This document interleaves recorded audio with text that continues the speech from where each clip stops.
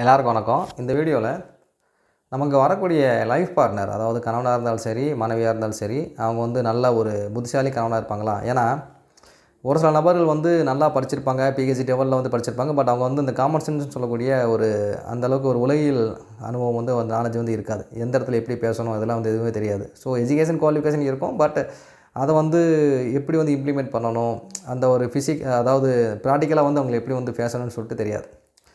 ஓகேங்களா? ஸோ இது வந்து ஒரு பெண்ணோட ஜாதகத்துலேயும் சரி, ஒரு ஆணோட ஜாதகத்துலையும் வந்து கண்டுபிடிக்க முடியுமா? நல்ல ஒரு இன்டெலிஜென்ட்டான ஒரு ஹஸ்பண்ட் வந்து கிடைப்பாரா? நல்ல ஒரு புத்திசாலியான வந்து ஒரு மனைவிக்கு அமைவாங்களான்னு சொல்லிட்டு ஜாதகத்தில் பார்க்க முடியுமானா, நிச்சயமாக வந்து பார்க்க முடியும்.